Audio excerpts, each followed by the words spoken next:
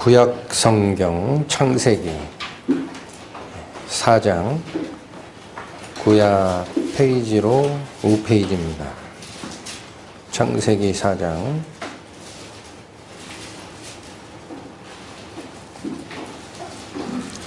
1절부터 8절까지.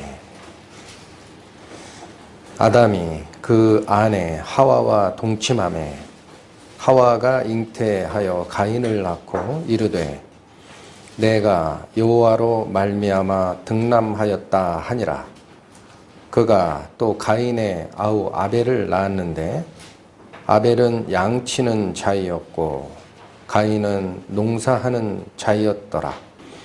세월이 지난 후에 가인은 땅의 소산으로 제물을 삼아 여호와께 드렸고 아벨은 자기도 양의 첫 새끼와 그 기름으로 드렸더니 여호와께서 아벨과 그 제물은 연락하셨으나 가인과 그 제물은 연락하지 아니하신지라. 가인이 심히 분하여 안색이 변하니 여호와께서 가인에게 이르시되 네가 분하여 함은 어찌미며 안색이 변함은 어찌미뇨. 네가 선을 행하면 어찌 낯을 들지 못하겠느냐. 선을 행치 아니하면 죄가 문에 엎드리느니라. 죄의 소원은 내게 있으나 너는 죄를 다스릴지니라. 가인이 그 아우 아벨에게 고하니라. 그 후 그들이 들에 있을 때에 가인이 그 아우 아벨을 쳐 죽이니라. 다 같이 기도 드리겠습니다. 하나님 아버지의 은혜를 감사드립니다. 오늘 저희는 하나님께서 기뻐 받으시는 제사의 의미와 저희가 쫓아가야 할 하나님의 영광, 그리고 하나님께서 저희의 무엇을 보시고 영광을 받으시는지에 대하여 기록된 성경 말씀을 통해 배우고자 합니다. 이 시간 시작하는 그때부터 마치는 그 시간까지 성령께서 주관하여 주셔서 기록된 말씀이 의미하는 바가 무엇인지 정확하게 저희로 깨닫게 하여 주시고 이 시간 이후 받은 그 교훈의 말씀을 저희 가슴 속에 새기고 행동으로 하나님의 영광에 가까이 변화되어 가는 저희가 될 수 있도록 저희를 주관하여 주실 것을 부탁드립니다. 이 모든 말씀 우리 주 예수 그리스도의 이름 받들어 기도 올렸습니다. 아멘. 네, 오늘 같이 상고하시고자 하는 이 4장의 가인과 아벨의 제사는 아마 교회 처음 다닌다는 분들도 다들 알고 있는 내용입니다. 그런데 그 진정한 의미에 대해서는 성경 속으로 깊이 들어가지 않았을 때는 여러 가지 개인적인 생각들이 가미가 돼서 해석이 되고 하는 것을 봅니다.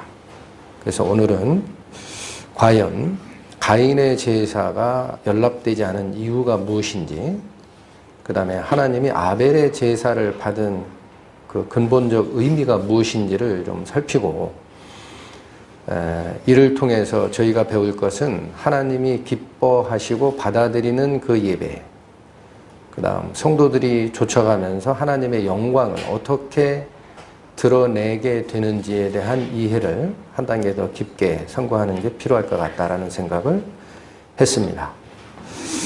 자, 그래서 이제 일반적으로 가인의 제사가 받아들이지 않았던 이유에 대해서 여러 가지 말씀들이 있어요. 첫 번째로 제시가 되는 것이 가인은 정성이 부족했다라는 얘기를 하는 설교들이 있습니다. 아벨은 정성껏 드렸고 가인은 정성이 부족했다. 그런데 이러한 주장은 성경을 조금만 주의 깊게 읽어도 그건 뭔가 좀 논리가 안 맞다라는 게 드러나죠. 왜냐하면 아벨은 제물로 뭐를 바쳤습니까? 양의 첫 새끼. 가인은 뭐를 제물로 바쳤나요? 농사한 땅의 소산을 가지고 제물을 만들어 바쳤습니다. 그럼 어느 게 더 정성이 들어갔을까요? 양의 첫 새끼는 신약 성경에도 나오지만 공중에 나는 새를 보라, 들의 백합화를 보라, 이것들을 천부께서 입히시고 기르신다라고 되어 있죠.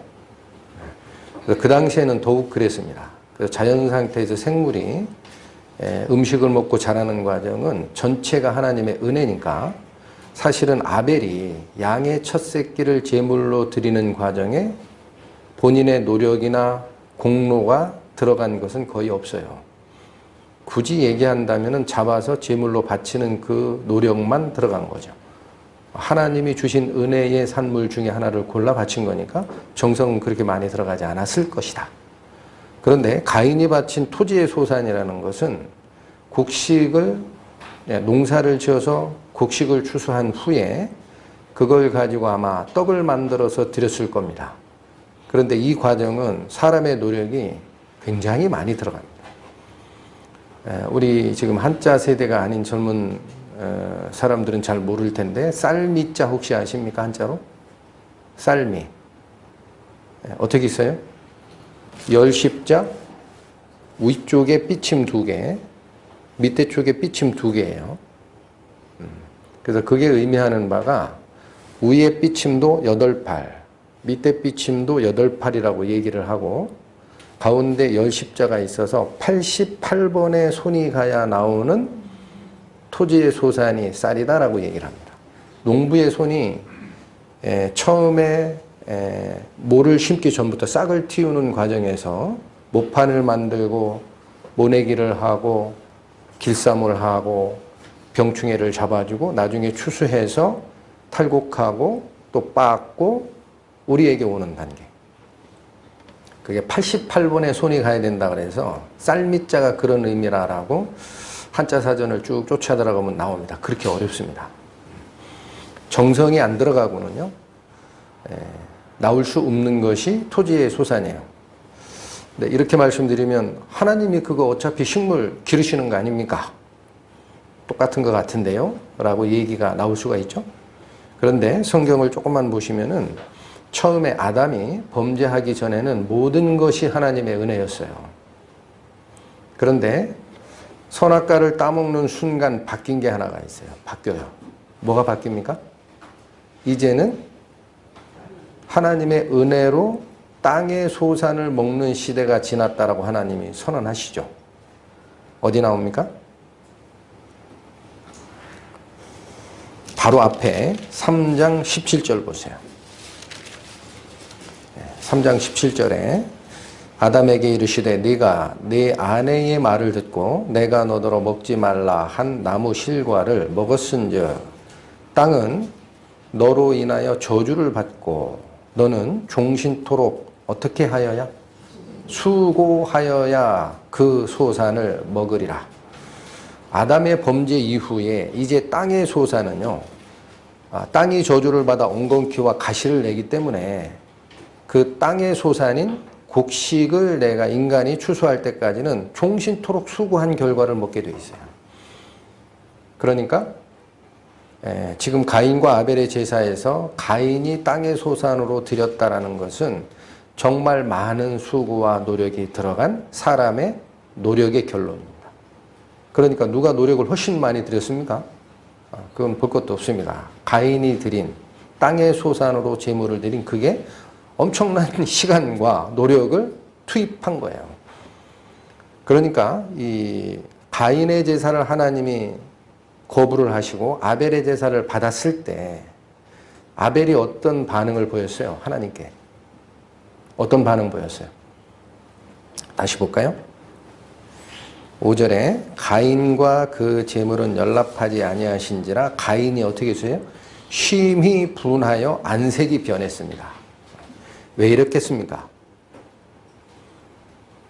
안 맞다라는 거예요. 하나님의 판결이.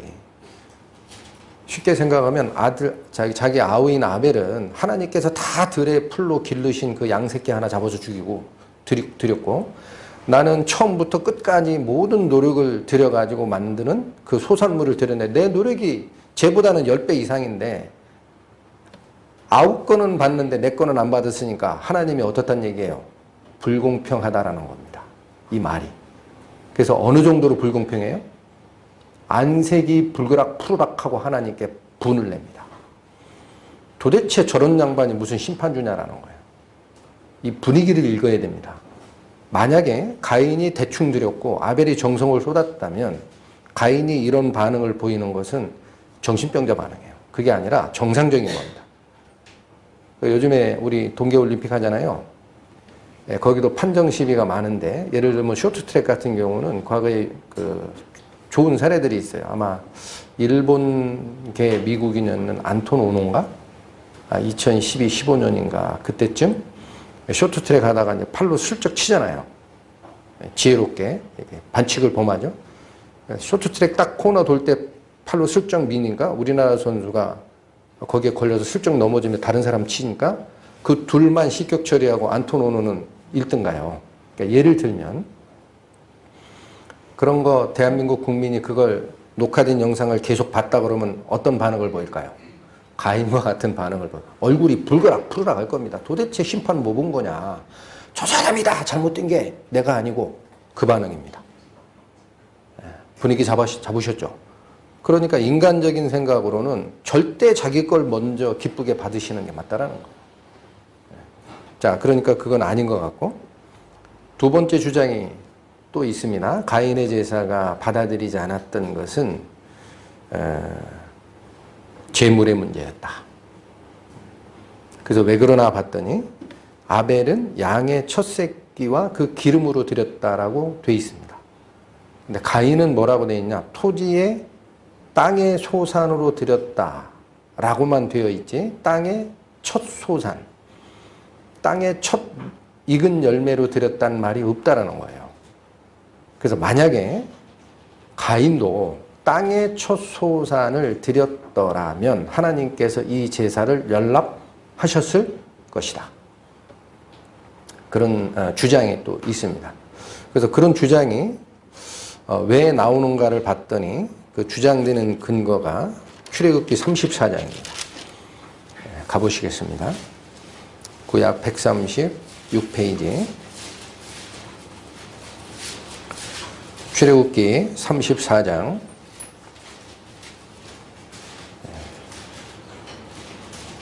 26절 말씀.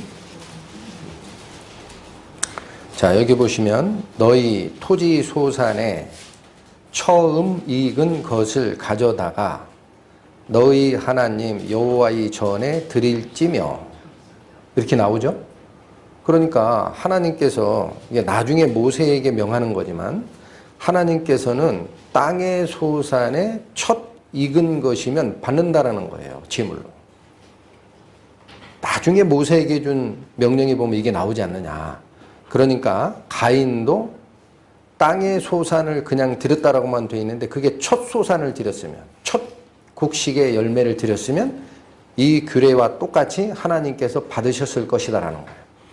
아벨은 양의 첫 새끼라고 분명히 나옵니다. 그런데 가인은 땅의 소산이라고만 돼 있지 첫 익은 열매를 드린 게 아니라 그래서 가인의 제사는 받지 않았다라는 얘기가 주장에 또 나옵니다. 재물의 문제였다라는 거예요. 가인이 그걸 모르고 드렸기 때문에 제사가 연락되지 않았다. 자, 그런데 이 출애굽기 34장에 보면은 하나님께 드릴 수 있는 예물이 여기 간략하게 나오는데 26절은 토지 소산의 첫 익은 것을 드려라라고 분명히 돼 있어요. 그런데 조금 올라가면 19절 20절을 보십시오. 무릇 초태생은 다 내 것이며 무릇 네 가축의 수컷 처음 난 우양도 다 그러하며 나귀의 첫 새끼는 어린 양으로 대속할 것이요 그렇지 아니하면 그 목을 꺾을 것이며 네 아들 중에 장자는 다 대속할지며 빈손으로 내 얼굴을 보지 말지니라 라고 시작한 문장입니다. 그러니까 하나님께서 예물로 받으시는 거는요 동물도 첫 새끼를 원해요. 또 땅의 소산을 제물로 드릴 때도 첫 익은 열매를 먼저 드리라라고 주장하는 것은 맞습니다. 두 번째 걸 받으시는 게 아니에요. 그럼 첫 것을 요구하신 이유가 뭘까요? 하나님이 첫 것을 요구하신 것. 너희의 제일 중요한 것을 대표로 하나님께 바치라는 것. 두 번째 것을 드린다는 것, 첫 것은 내가 먹었다는 얘기죠. 내가 다 먹고 나서 남는 거 하나님께 바치는 것은 하나님이 그걸 받으시는 제물로 보질 않아요. 내가 생각하는 제일 중요한 것을 먼저 바치라라는 뜻입니다. 이게. 그래서 원래는 요 규례가 어디서부터 공포가 되는지를 보면 그 의미를 우리가 발견할 수 있습니다. 출애굽기 13장 가보실까요?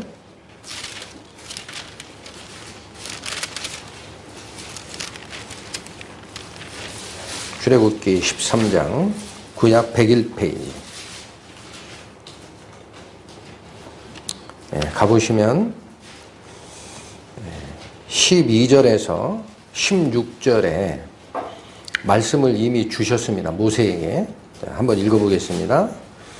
출애굽기 13장 12절부터 16절까지. 12절 너는 무릇 초태생과 내게 있는 생축의 초태생을 다 구별하여 여호와께 돌리라.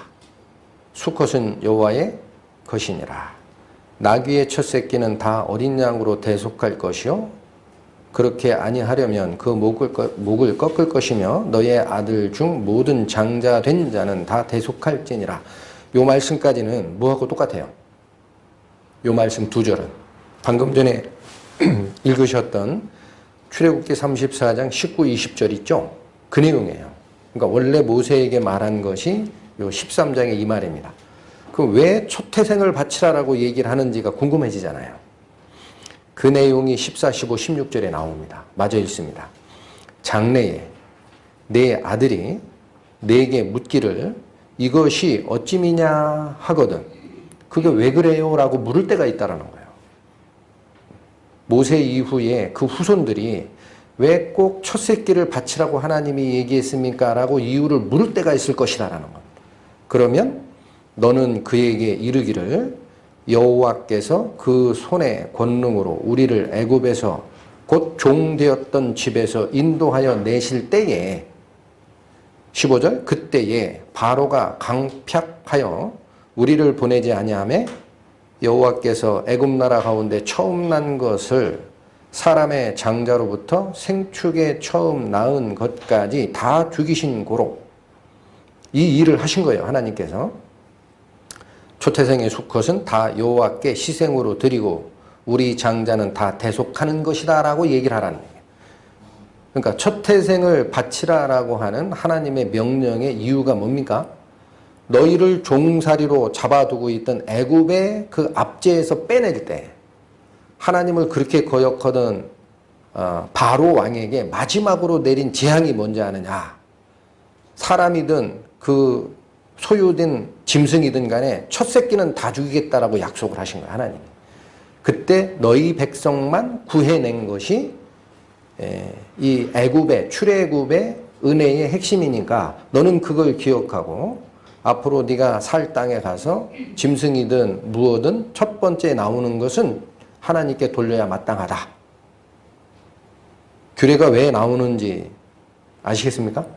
그리고 이 규례는 영원히 지키라라고 되어 있어요. 16절 이것으로 내 손의 기호와 내 미간의 표를 삼으라. 여호와께서 그 손의 권능으로 우리를 애굽에서 인도하여 내셨음이니라 할지니라.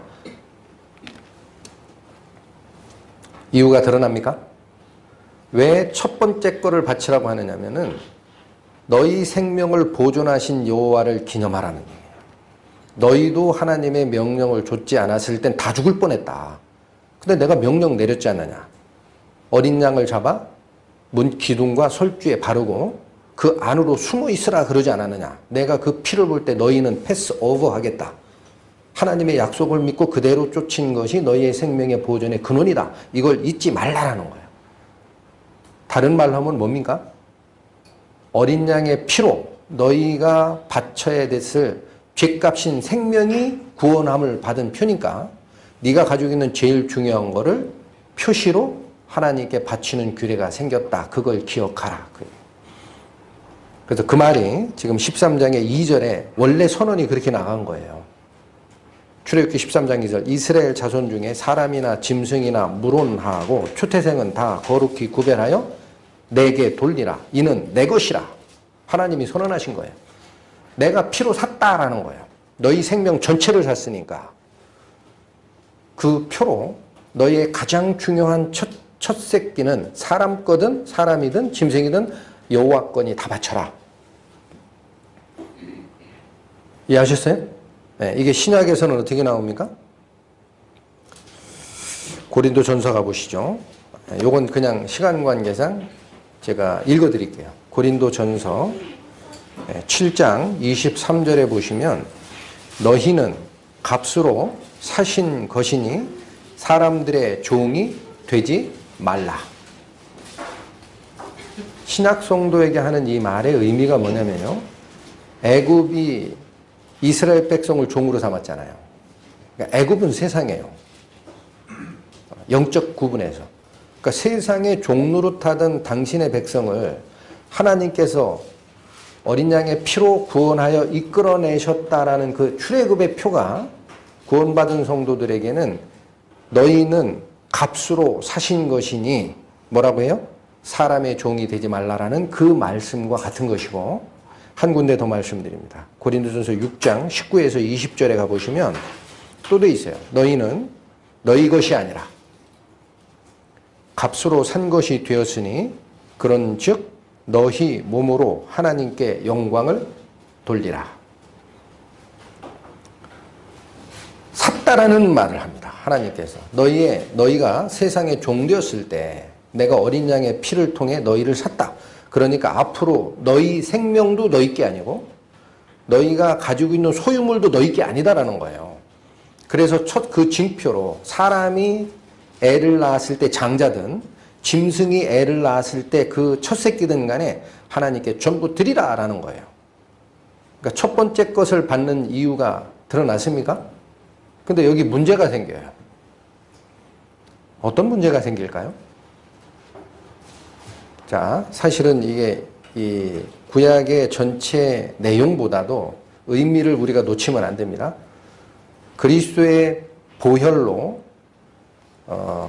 세상의 권세 잡은 자 사탄의 종이었던 우리가 하나님의 백성으로 이전됐죠. 그럼 앞으로 우리 생명 누구 겁니까? 하나님 겁니다. 우리 소유 누구 겁니까? 하나님 겁니다. 그게 더 중요합니다. 신약 성도에게. 그거 놓치지 마시고. 그래서 내가 애를 낳으면 제일 첫 번째 것은 하나님께 바치라 그랬어요. 근데 사람을 바치면 죽여야 되잖아요. 하나님께 바친다라는 뜻은 잡아서 피를 흘리고 다 태우는 겁니다. 번제단에. 그러면 하나님이 인신제사를 받아야 되는데 이걸 어찌할꼬? 어떻게 됩니까? 그래서 방금 전에 읽으셨던 출애굽기 34장 20절에 보면은 사람의 장자는 직접 죽이는 게 아니에요. 그건 하나님이 인신제사를 받는 이상한 하나님이 되는 겁니다. 그래서 뭐라고 돼 있어요? 대속하라. 대속이라는 게 뭐예요? 장자를 죽일 거를 대신해서 짐승을 바치라는 거예요. 사람의 생명을 죽일 수는 없다. 또 하나가 있어요. 네. 잠깐만 제가 읽어드릴게요. 나귀의 첫 새끼는 어린 양으로 대속할 것이고 그렇지 않으면 목을 꺾어 죽이고 사람의 장자도 다 대속하라라고 돼 있어요. 그럼 사람의 장자를 대속하는 원리는 압니다. 사람 장자를 죽일 수는 없잖아요. 이해하셨죠? 그러니까 하나님이 그 피를 원하는 게 아니라 제일 첫 번째 것, 제일 내가 중요하게 하는 것을 하나님께 바침으로 너희의 생명과 너희의 소유물이 전체가 하나님의 소유권으로 이전된 걸 꼭 기억하고 대대에 전하라는 것. 내 손과 이마에 표로 삼으라 그랬어요. 그런 의미로 받는 건데 사람을 드리려고 그랬더니 죽여야 되니까 아니구나. 그래서 뭐로 대신 받겠다? 양. 뒤에 보면 어린 양 같은 걸로 대신 잡아 죽이게 돼 있어요. 근데 또 문제가 있어요. 짐승 중에 전부 하나님의 입장에서 깨끗한 짐승이 아니잖아요. 구약의 율례로. 어떤 건 부정합니까? 되새김질하고 쪽발이 갈라진 것은 정하지만 되새김질을 안 하거나 쪽발이 아니거나 하면 부정해요. 나귀가 어때요? 쪽발 아니죠? 나귀는 말과입니다. 통굽이에요.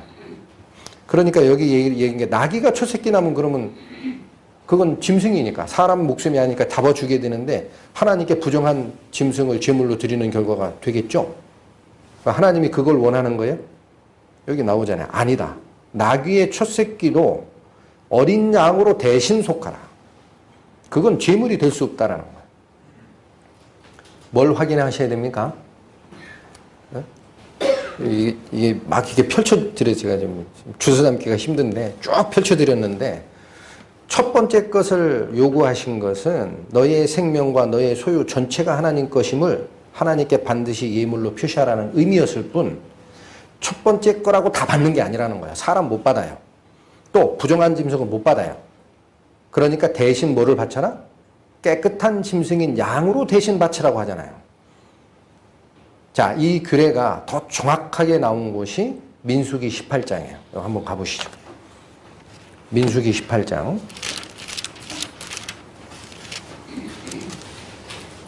15절 구약 226페이지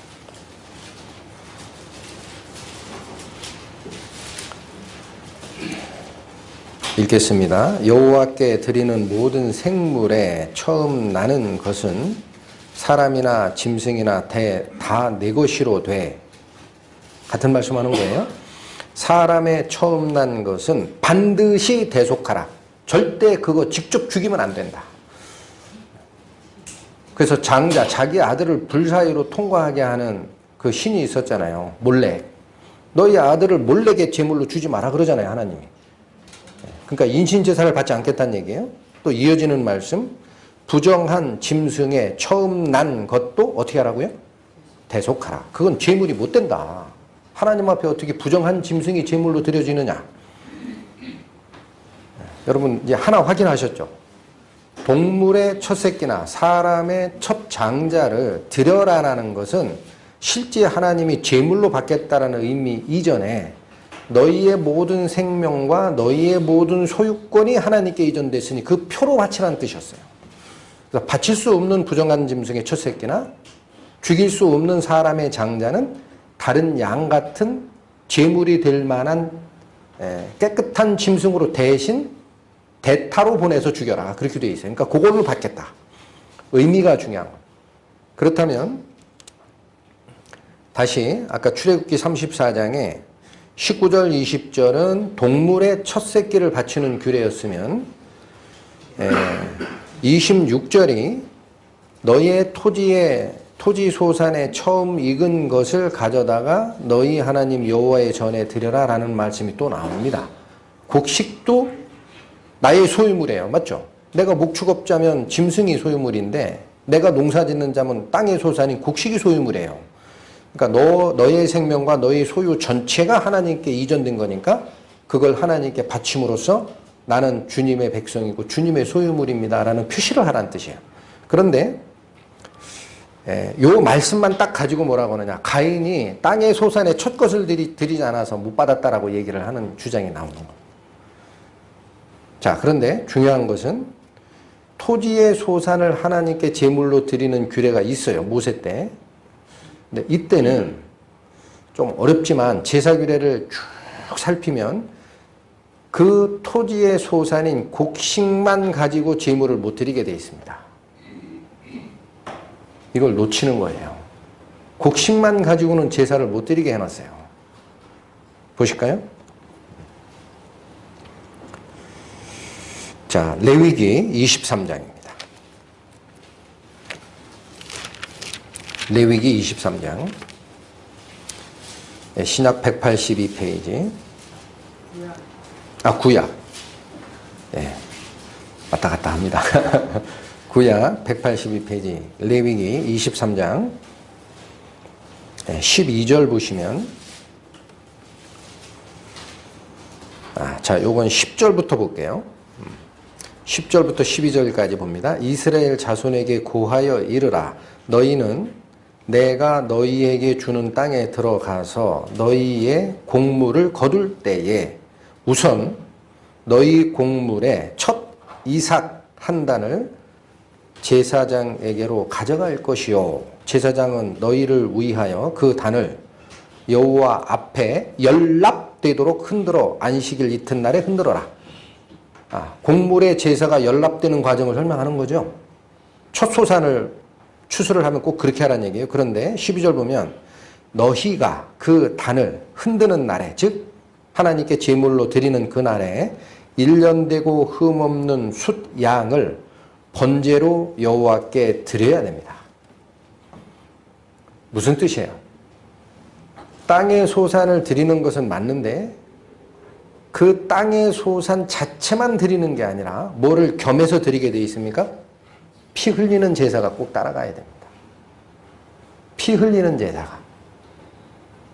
그 얘기예요. 그 다음에 또 내려가 보면 18절쯤에 16, 17은 새 소제를 또 얘기를 하는 겁니다. 소제라는 것은 곡물로 드리는 제사예요. 그런데 18절에 가보면 너희는 또 이 떡과 함께, 즉 그 소제, 곡식으로 만든 제물을 드릴 때 그 떡과 함께 1년 되고 흠없는 양 7과 젊은 숫소 하나와 숫양 2를 드리되 이들을 그 소제와 그 전제와 함께 여호와께 드려서 번제로 삼으라. 뭘 발견하셨습니까? 땅의 소산으로 첫 이삭으로 또는 첫 열매로 제사를 드리는 것이 맞지만 그걸 드릴 때는 반드시 피 흘림의 희생 제물이 반드시 같이 드리게 되어 있습니다. 그걸 놓치는 겁니다. 단독으로 드리는 게 없어요. 곡물의 제사는. 이해하셨습니까? 그럼 이게 무슨 뜻입니까? 왜 그래요? 창세기 다시 돌아오세요. 지금 가인의 제사가 땅의 토지의 소산, 땅의 소산으로 드렸다라는 그 기록이 창세기 4장 3절에 제시가 되어 있지 않습니까? 그런데 그 바로 전에 아까 제가 읽어드렸던 창세기 3장 17절에 보면 아담과 하와가 하나님의 금지 명령을 어기고 선악과를 따먹은 뒤에 그들에게 주는 하나님의 선언들이 나오는데 3장 17절이 아담에게 준 하나님의 선언입니다. 그걸 다시 보겠습니다. 아담에게 이르시되 내가 네 아내의 말을 듣고 내가 너더러 먹지 말라 한 나무 실과를 먹었은즉 땅은 너로 인하여 저주를 받고. 무슨 말씀이 나왔어요? 아담이 범죄한 결과 땅이 대신 저주를 받아요. 하나님은 인간을 직접 저주하시지는 않습니다. 땅이라는 것이 아다마예요. 히브리어로. 그리고 아담이라는 사람을 나타낸 그 아담이 아다마에서 나와서 너는 흙이니 흙으로 돌아가라는 말씀이 나오는 겁니다. 그러니까 아담 자체를 저주하는 게 아니라 아담의 태생의 근원인 땅이 대신 저주를 받는 모습이 여기 드러난 겁니다. 땅이 너로 인하여 저주를 받고 너는 종신토록 수고하여야 그 소산을 먹으리라. 그러니 이젠 생각하셔야 됩니다. 아담의 범죄 이후 땅은 저주받은 결과예요. 그럼 그 땅의 소산은 뭡니까? 부정한 겁니까? 깨끗한 겁니까? 부정한 겁니다. 그리고 그 땅의 소산은 아담의 범죄 이후에 인간의 노력의 산물이에요. 하나님의 은혜의 산물이 아니에요. 이제 바뀌었어요. 인간의 노력의 산물을 열심히 드린다고 해도 땅 자체가 저주받은 결과이기 때문에 그 땅이 만들어내는 소출물, 추수 결과인 그 곡물들은 하나님의 입장에서 이미 부정한 겁니다. 그러니까 곡물에 첫 이삭을 드릴 때에도 하나님이 부정한 거 받으세요? 안 받으세요? 안 받으시니까 나귀의 첫 새끼 대속하라고 하잖아요. 부정한 짐승의 첫 새끼가 나면 하나님께 드려야 되는 규례가 있지만 직접 드리면 안 된다 그러잖아요. 대신 양으로 바꿔서 드려라. 그러니까 땅의 소산인 곡물의 제사를 드릴 때에도 그걸 직접 드리면 안 되는 거예요. 하나님께 안 받으십니다. 왜 안 받으세요? 부정한 결과니까. 그래서 뭘 먼저 해야 됩니까? 하나님께 나아가는 자는 내가 하나님과 떨어지게 된 근원인 죄의 문제가 해결된 다음에 하나님의 면전에 서게 돼 있어요. 그래서 맨 먼저 뭐를 드려야 되는 거예요? 내 죄를 속하는 피 흘림이 없이는 제물이 될 수 없습니다. 땅의 소사는. 아까 제가 레위기 23장을 읽어드린 게 그거예요. 어떤 경우라도 땅의 첫 이삭을 하나님께 흔들어 요제로 바치거나 새로운 소재를 드릴 때에도 성경을 자세히 읽으시면 반드시 피를 흘리는 양의 희생제사를 겸하여 드리게 되어 있습니다. 그렇지 않으면 안 받는 겁니다. 이해하셨습니까? 그러니까 가인의 제사를 하나님이 안 받으신 것은 첫 이삭을 안 드렸기 때문에 안 받은 게 아니에요. 첫 이삭이라는 거는 너희의 제일 중요한 징표를 하나님께 드리라는 의미였으니까 하나님이 용하신 게 맞아요. 그러나 첫 것을 드린다고 다 받는다면 나귀도 받아야죠. 짐승도 첫 새끼 받아야죠. 그렇죠?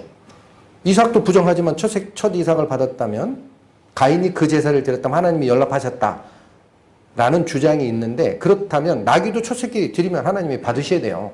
받아요, 안 받아요? 못 받겠다 되어 있어요. 정한 짐승으로 대신 속하라.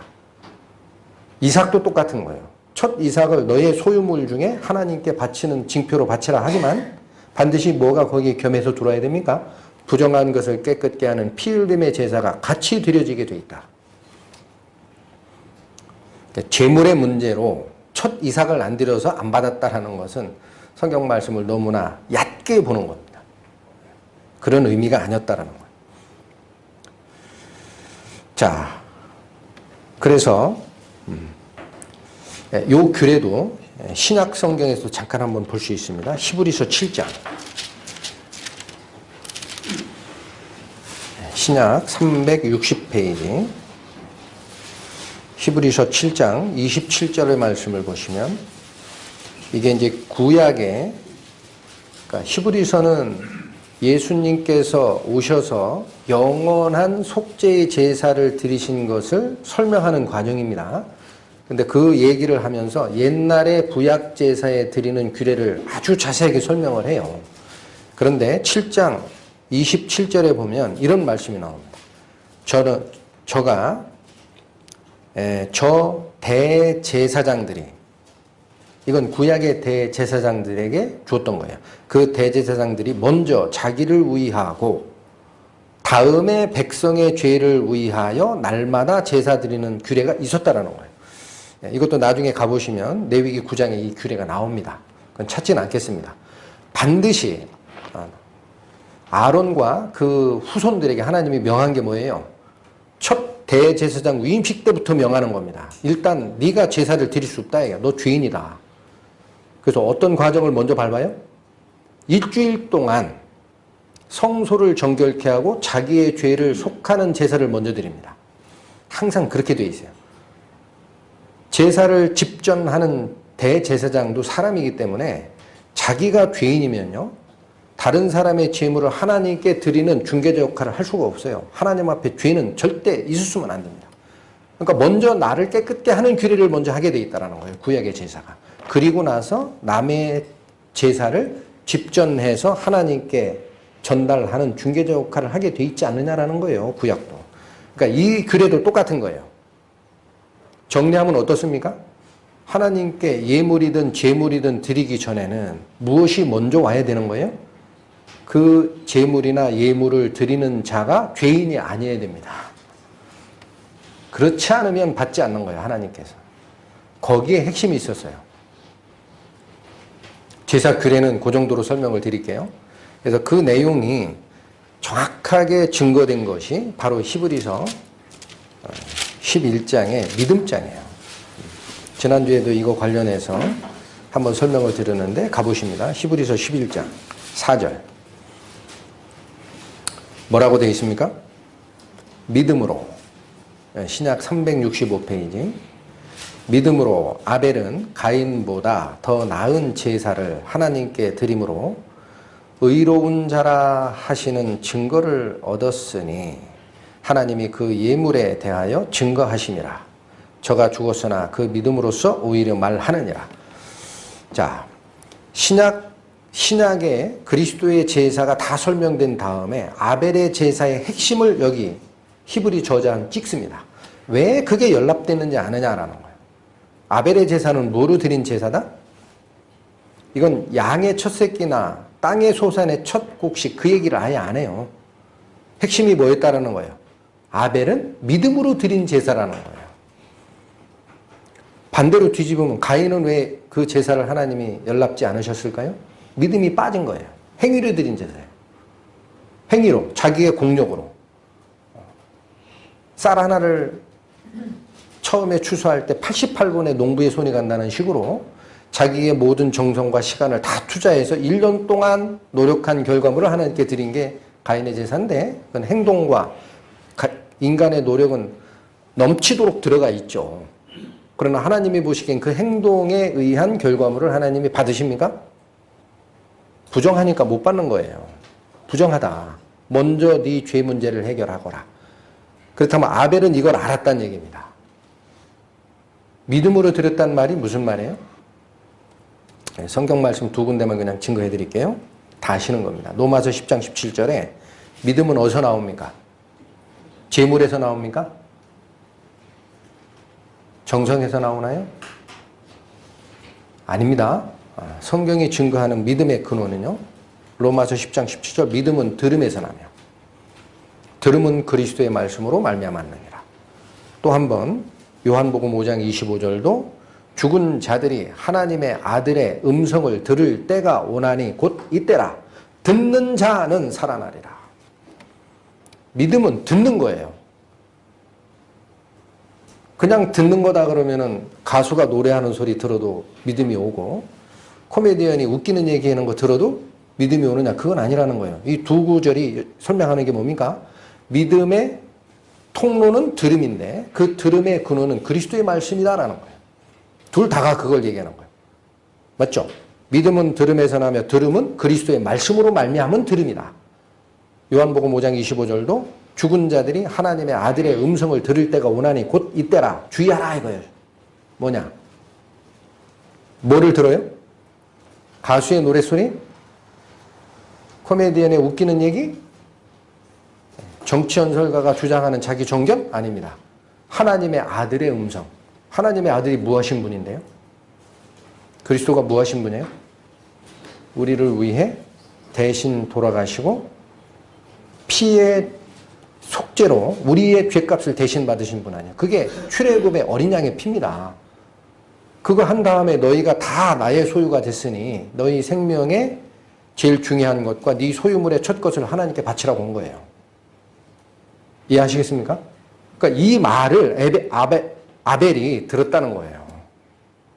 이 말을 들었다는 거예요. 그래서 하나님께 의로운 자다라고 칭함을 받았다. 어디서 들었을까요? 성경에는 없는데. 어디서 들었어요? 자기 부모한테 들었을 겁니다. 그렇지 않고는 믿음을 드릴 수가 없어요. 다시 가보니까 그 창세기 3장에 보면은 선악과의 그 금령을 어긴 다음에 노아와 아담과 그 아내 하와가 자기 부끄러움을 보고 무화과 나무 잎을 엮어 치마를 해 입었다라고 되어 있죠.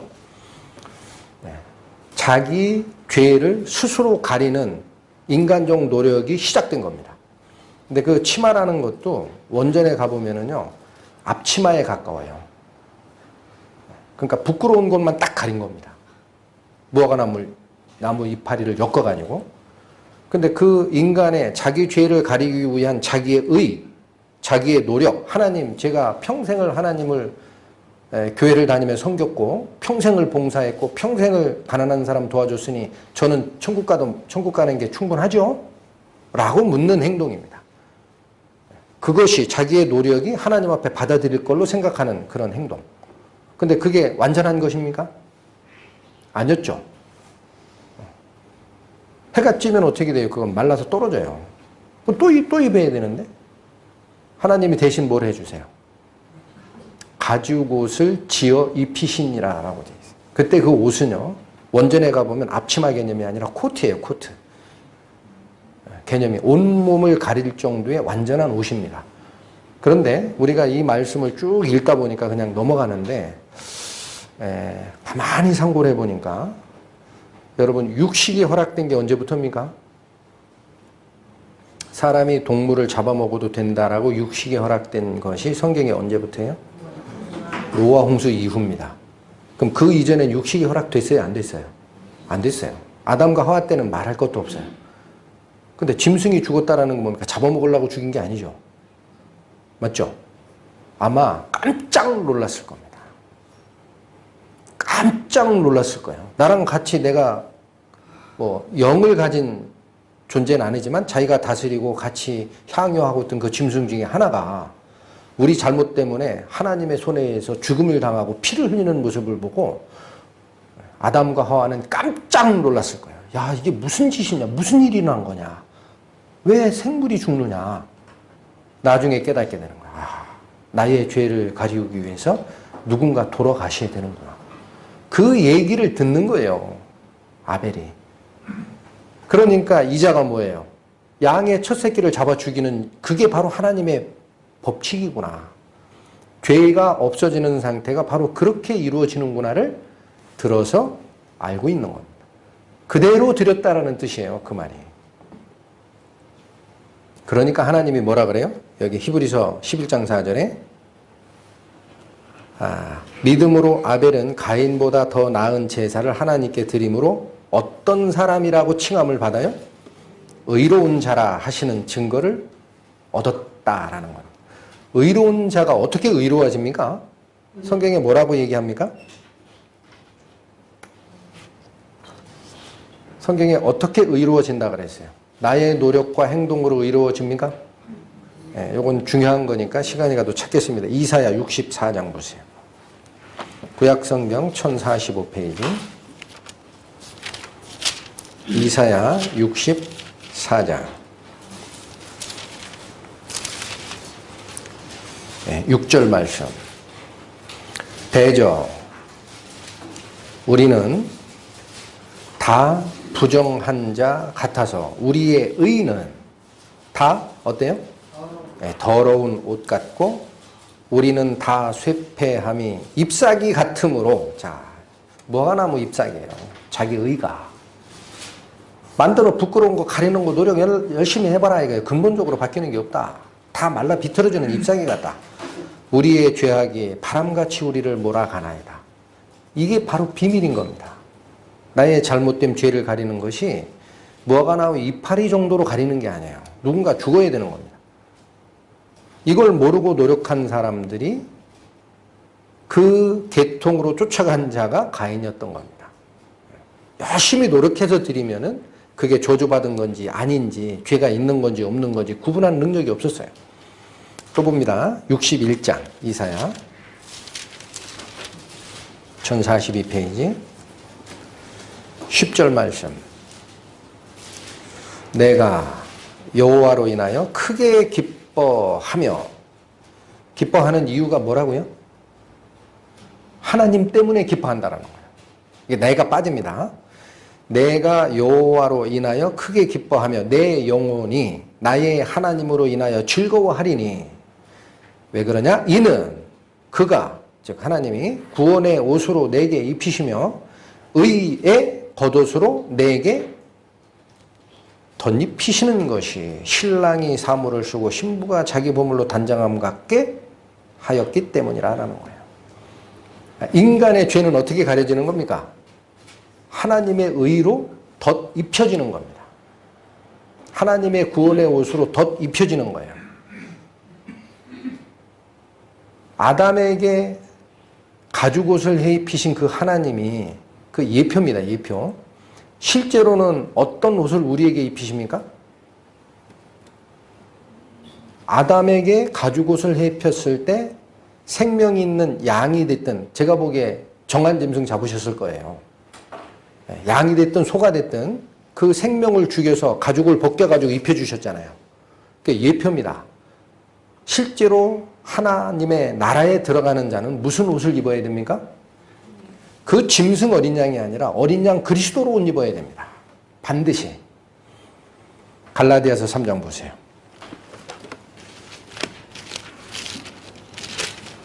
갈라디아서 3장 신약 305페이지.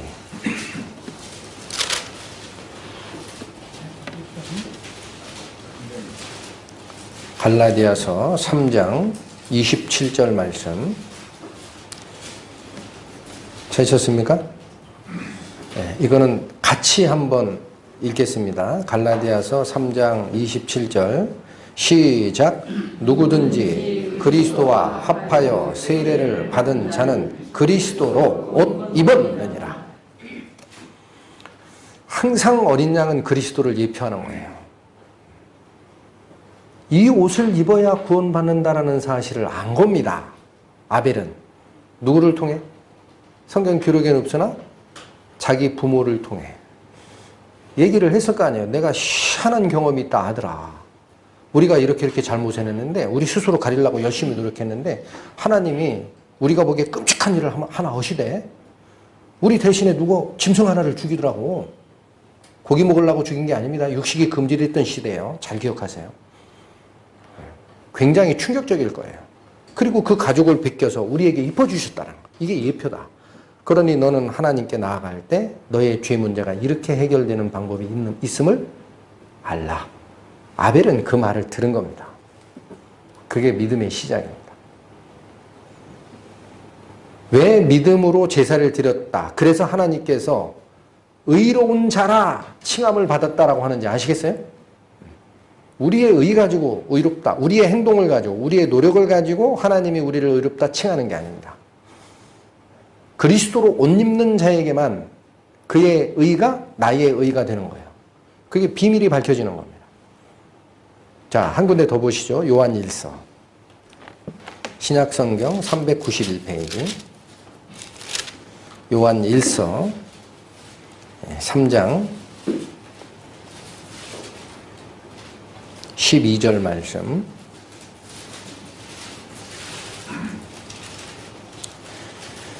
가인같이 하지 말라. 야, 이거 굉장한 가르침입니다. 우리 구원받은 성도들도 마찬가지라고 저는 받고 있어요. 가인같이 하면 안 된다라는 거예요. 그러면서 뭐라고 얘기합니까? 가인같이 하지 말라. 저는, 즉 가인은 악한 자에게 속하여 그 아우를 죽였으니 어찐 연고뇨. 왜 죽였느냐? 뭐라고 그래요? 자기의 행위는 악하고 아우의 행위는 의롭기 때문에 그렇다. 너희는 가인과 같은 잘못을 다시는 하지 마라. 가인이 왜 악한 자에게 속했고 무슨 잘못을 저질렀습니까? 핵심이 뭐예요? 아까 뭐라 그랬어요? 가인의 제사는 연락하지 아니하신지라 가인이 심히 불운하여 얼굴색이 바뀌었다라고 되어 있어요. 누구에게 대한 대항입니까 이게? 안톤 오노 말이야. 옆구리도 치고 그래가지고 우리 선수 둘 실격됐는데 심판 그것도 모르고 왜 둘만 실격시키느냐. 안톤 오노 메달 뺏어라. 내가 안다. 내가. 그 분. 인간적인 분. 하나님이 도대체 뭐 하시는 분이요? 내가 그렇게 정성 들인 제사는 안 받고 그 피비린내 나는 양새끼 하나 바친 아벨은 받아? 하나님이 잘못됐다라는 거예요. 생각의 중심. 하나님이 잘못됐다. 그러니 어때요? 안색이 푸락 불그락 하면서 사람 같으면 멱살잡이 했을 거예요. 하나님 옆에 계시면. 심히 분하여 얼굴색이 바뀌었다. 하나님을 인정하지 않는 겁니다. 당신 판단 틀렸어. 그 결과가 어떻게 나타나요? 자기 부모 아담이 하나님의 금령을 어겼을 때 하나님을 떠나는 과정이 있었잖아요. 근데 자기의 제사가 받아들이지 않는 사태가 발생한 뒤에 가인은 하나님을 떠나는 것뿐만 아니라 하나님이 연락했던 제사를 드린 그 아벨을 쳐 죽입니다. 이게 죄의 원천의 시작이에요. 그렇게 하지 말라는 거예요. 그 이후에 모든 죄의 근원이 뭔지 아세요? 하나님을 대항하는 겁니다. 생각을 잘 하세요.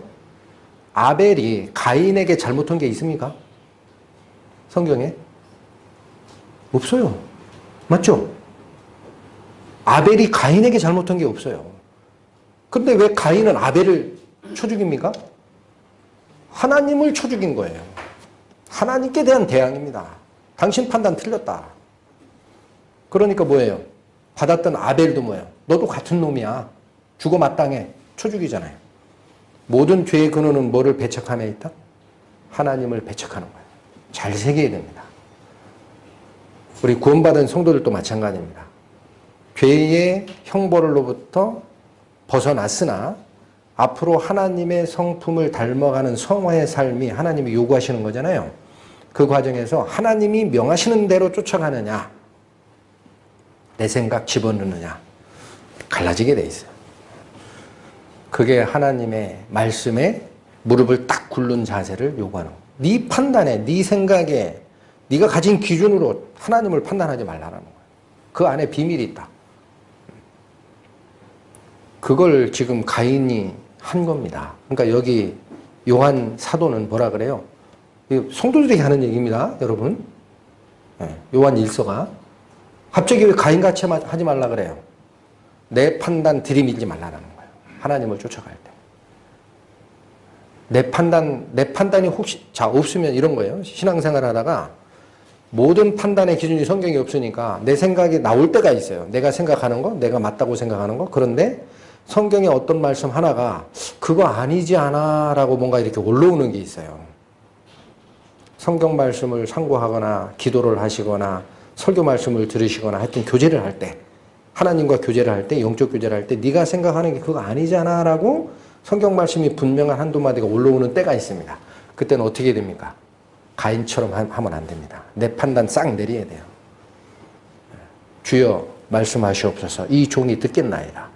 제가 모르는 게 너무 많습니다. 가르침 주십시오. 그렇게 하라는 얘기입니다. 그게 하나님의 의가 드러나는 방법이다. 자, 그래서 오늘 말씀드린 이 내용이 그 뒤에 보시면 이걸 조금 더 설명을 같이 교제를 좀 나누겠습니다. 오늘 4장에 가인과 아벨의 제사가 왜 하나는 연합이 되고 하나는 연합이 되지 않았는지가 나왔죠. 그리고 아까 그 요한 사도가 요한일서 4장에서 가인처럼 하지 말라고 했잖아요. 그게 성도들에게 한 얘기라고 제가 설명을 드렸죠. 그거 한 번만 더 속으로 들어갔다가 다음 주제로 넘어갑니다. 로마서 10장 보세요. 로마서 10장. 신약 252페이지입니다.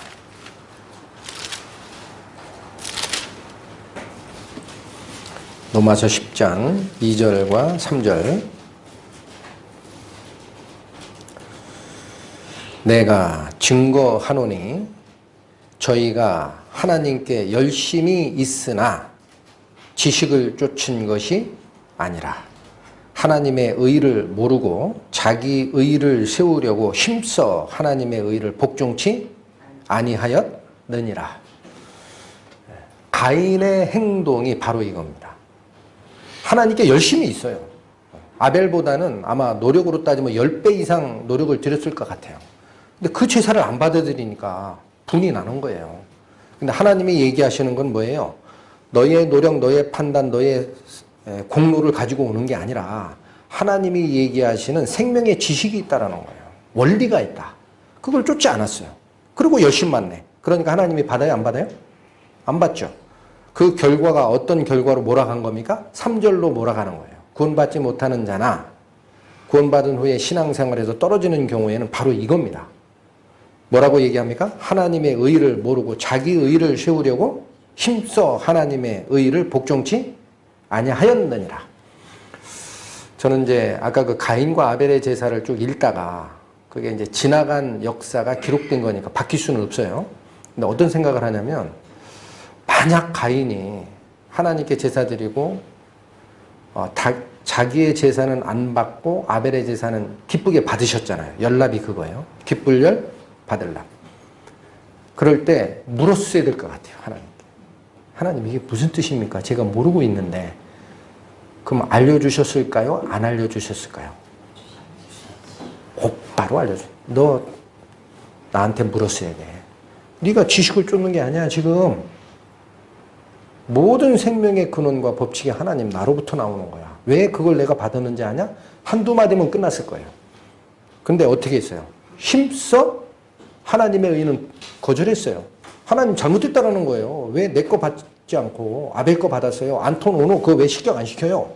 인간적 판단에 분명한데 드러납니까? 이런 사람들에게는 하나님의 의가 드러나지 않습니다. 성경이 말씀하시는 맥락은 어떻게 보더라도 신기할 정도로 통해요. 신구약이. 하나님의 의가 들어올 때 나는 딱 무릎을 꿇어야 되는 거야. 자, 그리고 이제 더 상고하고 싶었던 것이 그 가인의 제사 이후에 창세기 4장으로 다시 갑니다. 가인과 아벨의 제사가 1절에서 8절까지 나오고 그 다음에 하나님께서 가인에게 선언하는 말씀들이 나온 뒤에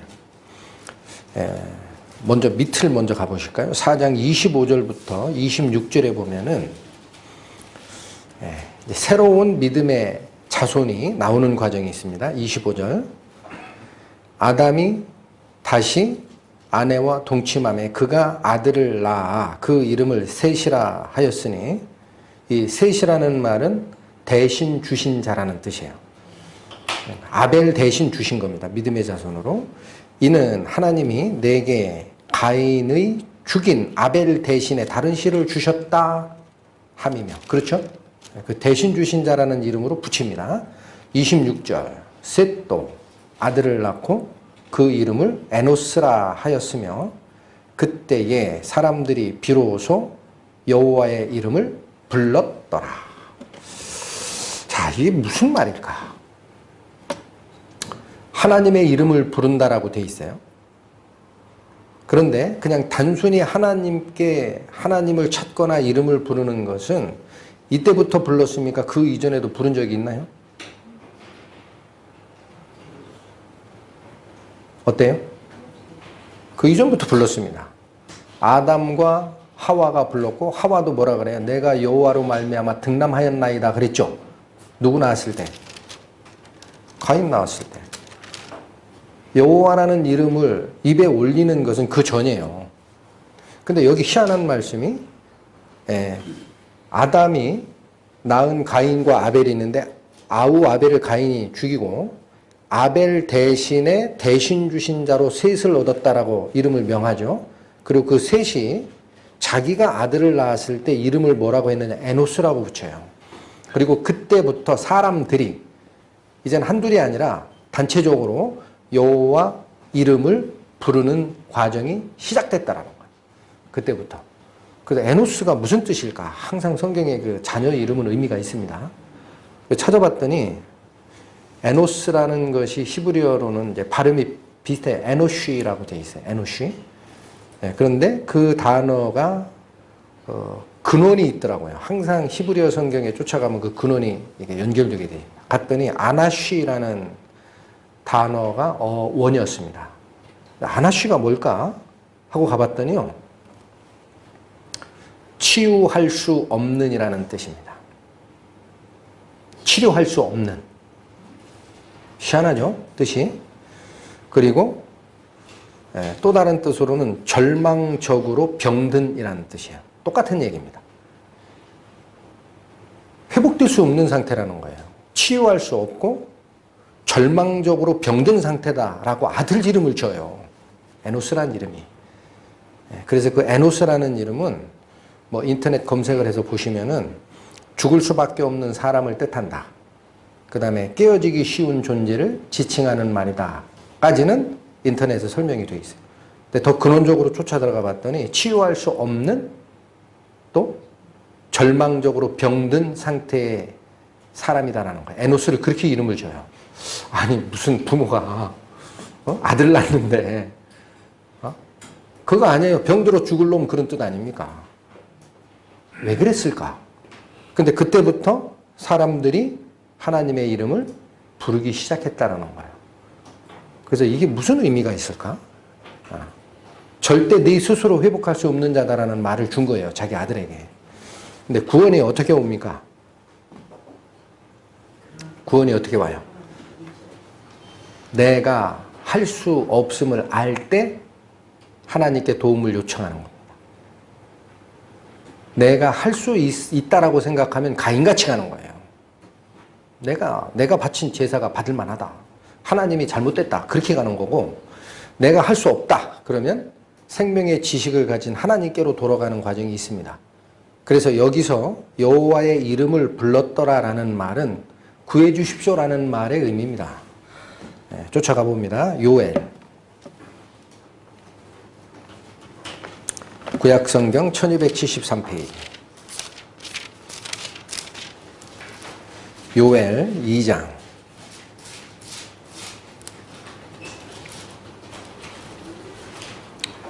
네, 32절 말씀. 누구든지 여호와의 이름을 부르는 자는 구원을 얻으리니. 네, 뒤쪽은 읽지 않겠습니다. 어떻게 하면 구원을 얻는다고 그랬어요? 구원의 근원이신 하나님의 이름을 부르는 자, 이거는 그냥 음성적으로 부르는 게 아니라요, 도움을 요청하는 부름이에요. 도움을 요청하는 부름. 그러니까 그 에노스라는 말이 사실은 셋이 하나님의 비밀을 안 걸 거예요. 셋이 누구 대신 준 자입니까? 형 가인에게 죽음을 당한 아벨 대신에 하나님이 주신 자죠. 대신 주신 자라 그랬잖아요. 그러니까 그 셋이 자기 품으로부터 얘기를 들었을 겁니다. 아니, 둘째 형이 있었다는데 둘째 형은 보니까 이미 죽고 없어요. 어떻게 하다가 둘째 형이 죽었대요? 네 큰형이 때려 죽였단다. 왜요? 둘이 제사를 드렸는데 형 걸 안 받고 동생 받았다고. 그런데 그게 무슨 뜻이에요? 그랬더니 부모가 얘기하지 않았겠습니까? 비밀을. 정성을 100번 들여도 소용없다. 하나님께서 당신의 어린 양이 죽고 그리스도로 옷 입는 그 비밀이 이 속에 있다는 걸 알려줬을 거 아니에요. 그러니까 너는 앞으로 하나님을 숭배할 때 네 노력을 가지고 가지 마라. 얘기했을 거예요. 그러니까 자기 아들 이름을 뭐라 그래요? 치유할 수 없는 자. 또 아까 뭐라 그랬어요? 절망적으로 병든 상태. 이게 뭐냐면 아들의 이름이 아니라 하나님을 떠난 인간은 자력으로는 하나님께 갈 수 있는 길이 이미 막혔다라는 뜻입니다. 스스로는 치유할 수도 없고 죽을 수밖에 없어요. 그러니까 이제는 누구의 이름을 불러야 구원이 옵니까? 하나님께 도움 요청해야죠. 그게 요엘서의 이 말씀이고, 한 말씀 더 봅니다. 시편 50편. 시편 50편.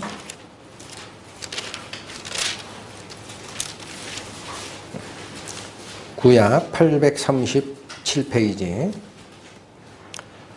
50편 14절 15절.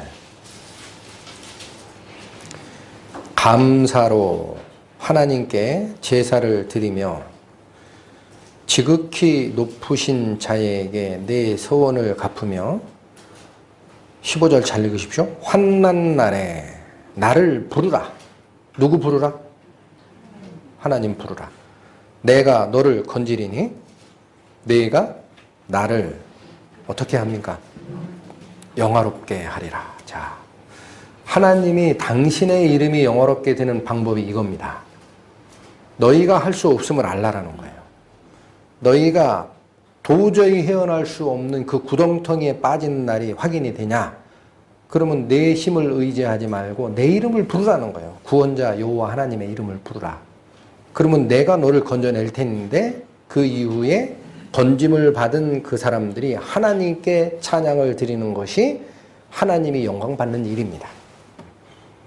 하나님이 그걸 원하시는 거예요. 비밀의 지식, 생명의 지식의 비밀을 통해서 너희 조상이 잘못했음을 확인한 다음에는 오로지 하나님께로 돌아오거라.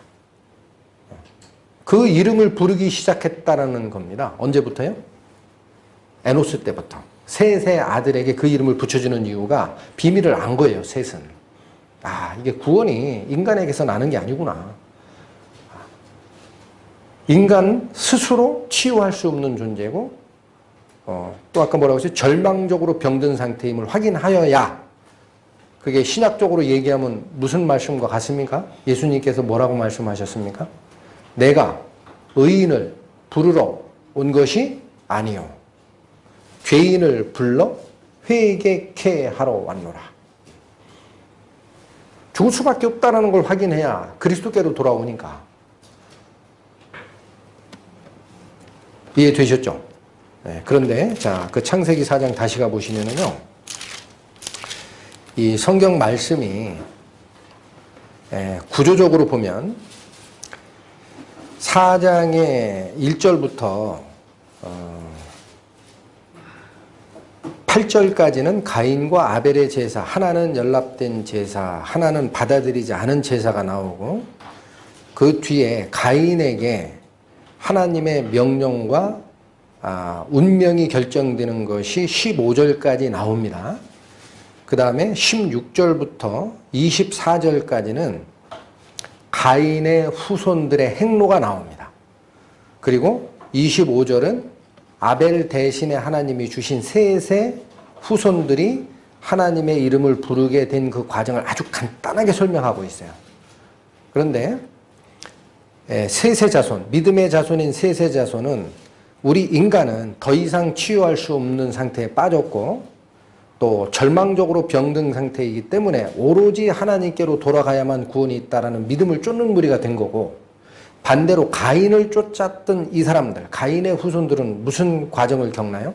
16절에서 24절까지 대비해서 보실 수 있어야 됩니다. 어떤 길을 가요? 16절부터 잠깐 볼까요? 가인이 여호와의 앞을 떠나 나가 에덴 동편 롯 땅에 거하였더니 아내와 동침하니 그가 잉태하여 에녹을 낳은지라. 가인이 성을 쌓고 아들의 이름으로 성을 이름하여 에녹이라 하였더라. 첫 번째 하는 게 뭡니까? 첫 번째 하는 게 자기를 보호할 성을 구축합니다. 하나님의 은혜에서 떠났으니까 스스로 생명을 보호할 수단을 만드는 거고, 18절 에녹이 이랏을 낳았고 이랏은 무후야엘을 낳았고 무후야엘은 무드사엘을 낳았고 무드사엘은 누구를 낳습니까? 라멕을 낳습니다. 근데 이 라멕 때에 라멕이 하는 행동 패턴이 나와요. 19절부터 보세요. 라멕이 두 아내를 취하였으니 하나의 이름은 아다요 하나의 이름은 실라라. 여러분, 처음에 아담을 만드시고 하나님이 자기의 반려자 하와를 만드는 과정이 아담 지었듯이 또다시 흙으로 짓는 게 아니에요. 그럴 수 있어요. 충분히 능력이 됩니다.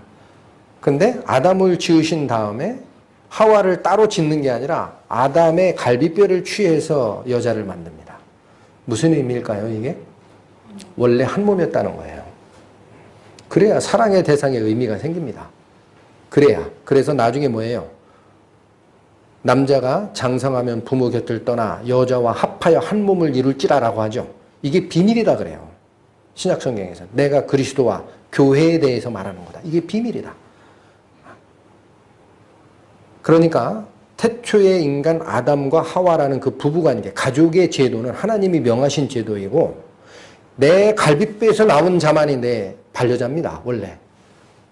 하나님이 요구하시는 건데 여기 라멕은 어떻게 돼요? 아내를 둘 취하기 시작합니다. 이자가. 이거 중혼이 시작됐다 그래. 아내를 둘씩 취합니다. 하나님이 명한 방법입니까? 지 생각입니까? 자기가 뭔가를 만들어내는 거예요. 힘이 있으니까. 하나님은 아내 둘 취하라는 말이 이때까지 없었어요. 그러니까 중혼이라는 제도가 라멕이라는 자의 손에 의해서 인간 제도로 드러나요. 힘 있는 자는 아내 둘 취해도 된다라고 생각한 거죠. 이어집니다. 아다는 야발을 낳았으니 그는 장막에 거하여 육축치는 자의 조상이 되었고, 21절 그 아우의 이름은 유발이니 그는 수금과 퉁소 잡는 모든 자의 조상이 되었으며, 22절 신라는 두발가인을 낳았으니 그는 동철로 각양 날카로운 기계를 만드는 자요 두발가인의 누이는 나마이었더라. 한참 뒤에 두발가인이라는 후손이 나오는데 날카로운 기계를 만들었죠. 이 중에 아마 무기가 있었을 겁니다. 그래서 라멕이 23절 아내들에게 이르되 아다와 실라여 내 소리를 들으라. 라멕의 아내들이여 내 말을 들으라. 이어집니다. 나의 창상을 인하여 내가 사람을 죽였고 나의 상함을 인하여 소년을 죽였도다. 뭘 자랑하고 있어요? 이 라멕이라는 자가. 누군가 그 사람에게 뭐 실수를 했던지 이렇게 상처를 입힌 것 같아요. 라멕이라는 사람을 상처를 입혔어요. 그러면 용서하는 게 아니라 어떻게 돼요? 감히 네가 나에게 뭐 칼질을 했냐? 하고 죽여버려요. 이게 이 당시에 허락이 된 겁니까? 안 된 겁니까? 가인이 아벨의 제사가 하나님께서 연락된 걸 보고 분노하여 아벨을 쳐 죽였잖아요, 돌로. 그리고 가인이 걱정하는 게 뭐였습니까? 하나님께서 나를 이 땅에서 쫓아내시면 내가 만나는 자가 나를 죽이면 어쩌합니까? 라고 얘기를 했죠. 하나님이 죽여도 된다고 허락합니까? 죽이지 말라고 합니까? 가인을 만나서 죽여라고 그래요? 죽이지 말라 그래요? 죽이지 마라 그래요. 어디 나와요? 14절에 주께서 오늘 이 지면에서 나를 쫓아내시온즉 내가 주의 낯을 뵙지 못하리니 내가 땅에서 피하여 유리한 자가 될지라 물은 나를 만나는 자가 나를 죽이겠나이다. 보복살인이 있을 것 같다라는 거예요. 가인이 걱정한 게. 근데 하나님이 무슨 명령 주십니까?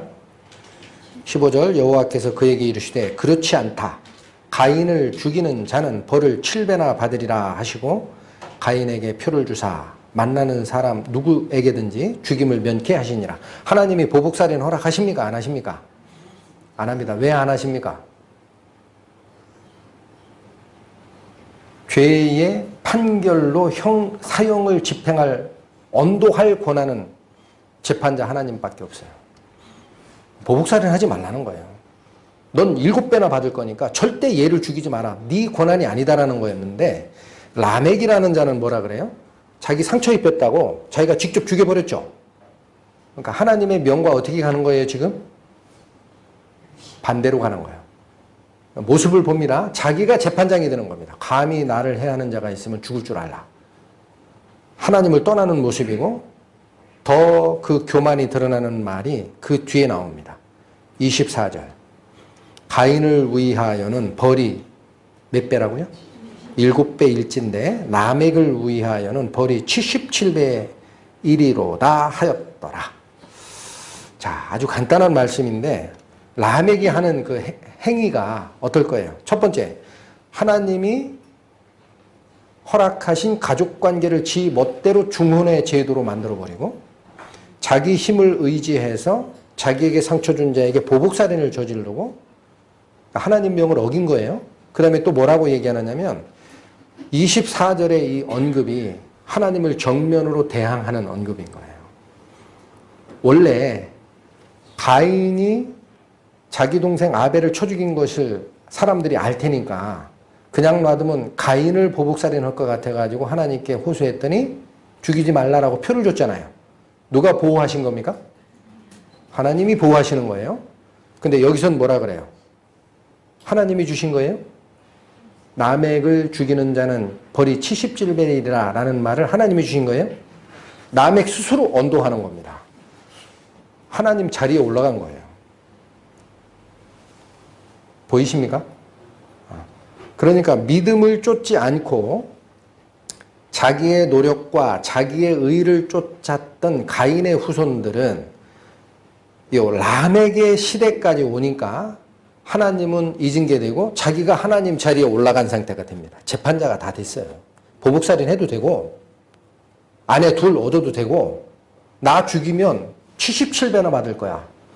하나님은 7배라 그랬는데 나는 하나님보다 세. 까불지 마. 그 얘기입니다.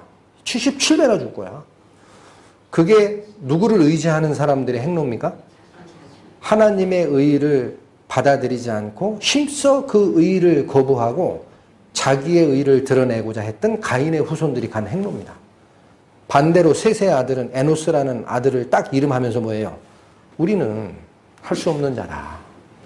치유할 수 없는 상태에 빠졌고 그런 병든 자니까 반드시 하나님을 부르짖어야 하느니라. 이게 갈라지는 모습입니다. 신앙의 노선이. 그러니까 구원받은 우리 성도들도 저는 이 말씀을 상고하다가 가인같이 하지 말라는 그 말씀이 새로 들어왔어요. 가인같이 하지 마라. 요한 사도가 그랬어요. 성도들에게 가인같이 하지 마라. 저는 악한 자에게 속하여 하나님의 그 뭐라고 그랬죠? 하나님께서 의롭다 하신 그 아벨을 쳐 죽였잖아요. 악한 자에게 속해서.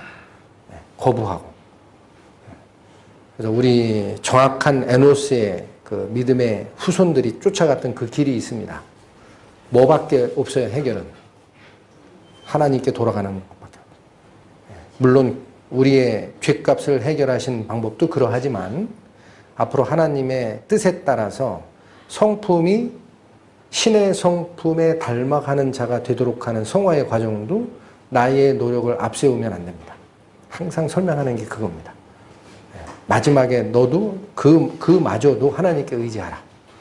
그런 가르침이 계속 저희들에게 오지 않나라는 생각을 했습니다.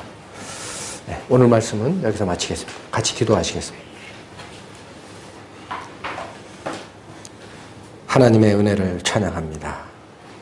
저희는 오늘 하나님께서 어떠한 제사를 받으시는지를 기록된 성경 말씀을 통해 상고하였습니다. 너희가 환난 날에 나의 이름을 부르라. 내가 너를 건지리니 내가 나를 영화롭게 하리로다.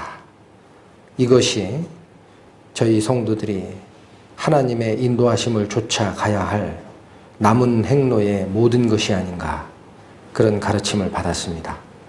이후 시간도 이 말씀을 가슴에 새기고 하나님의 뜻에 따라 변화되는 삶을 살 수 있도록 저희를 주관하실 것을 부탁드리며 우리 주 예수 그리스도의 이름 받들어 기도 올렸습니다. 아멘.